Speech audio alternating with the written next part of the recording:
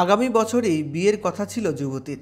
বন্ধুদের সঙ্গে মাঝে মধ্যেই এখানে সেখানে ঘুরতে যেতেন। তবে এবারে দার্জিলিং যাত্রাই যে তার শেষ যাত্রা হবে তা হয়তো কেউ ভাবেনি। দার্জিলিংয়ে এসে সান্দাকফুতে বেড়াতে গিয়ে মৃত্যু হলো কলকাতার ওই যুবতীর। মৃতার নাম অঙ্কিতা ঘোষ। দমদমের অশোকনগরের বাসিন্দা 28 বছরের যুবতী বন্ধুদের সঙ্গে পাহাড়ে ঘুরতে গিয়েছিলেন। মঙ্গলবার মধ্যরাতে তিনি আচমকাই অসুস্থ হয়ে পড়েন। বন্ধুরা হাসপাতালে ভর্তি করেন, কিন্তু চিকিৎসকেরা তাকে মৃত বলে ঘোষণা করেছেন। জানা গেল অঙ্কিতা প্রথমে সান্দাকফুতে বেড়াতে গিয়েছিল, সেখান থেকে মঙ্গলবার ফিরে আসে। এরপর রাতে বন্ধুদের নিয়ে টুমলিংয়ে একটি হোমস্টেতে উঠেছিল। রাতে খাওয়া দাওয়া সেরে ঘুমোতে যান, কিন্তু মধ্যরাতে তিনি অসুস্থ হয়ে পড়েন। বন্ধুরা প্রথমটায় তাকে নিয়ে যান সুখিয়া পুকুরি ব্লক প্রাথমিক স্বাস্থ্য কেন্দ্রে। যুবতীর শারীরিক অবস্থার খারাপ হয়ে যাওয়ায় তাকে দার্জিলিং জেলা হাসপাতালে পাঠানো হয়, কিন্তু সেখানে তাকে মৃত বলে ঘোষণা করেছেন চিকিৎসক। মৃত্যুর সঠিক কারণ অবশ্য জানা যায়নি।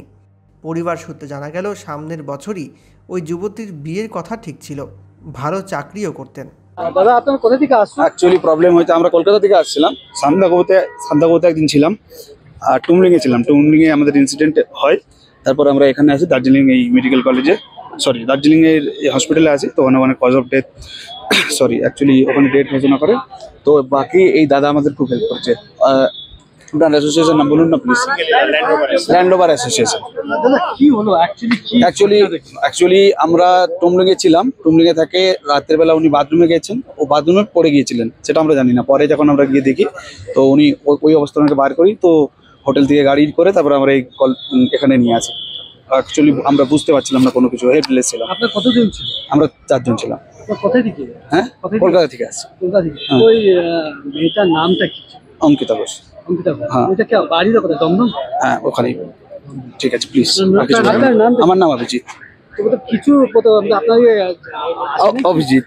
কি হলো, কি হার্ট অ্যাটাকে কি? সেটা আমি বুঝতে পারছি না। কজ অফ ডেথ যতক্ষণ না আসছে আমি বলতে পারছি না, যতক্ষণ না ওনারা পোস্টমর্টম রিপোর্ট দিচ্ছে। অভিজিৎ পাল। দাদা, ওইটা ইনফর্ম হয়ে গেছে ওই লেডিটা বাড়িতে? হ্যাঁ, সবাইকে বলা হয়ে গেছে। কি হলো, ওটা আসছে? না, ওনারা আসবেন না, আমরাই নিয়ে যাবো। বেসিক্যালি হ্যান্ড ওভারের জন্য ওনারা পাঠিয়ে দিয়েছে, এনওসি পাঠিয়ে দিয়েছে।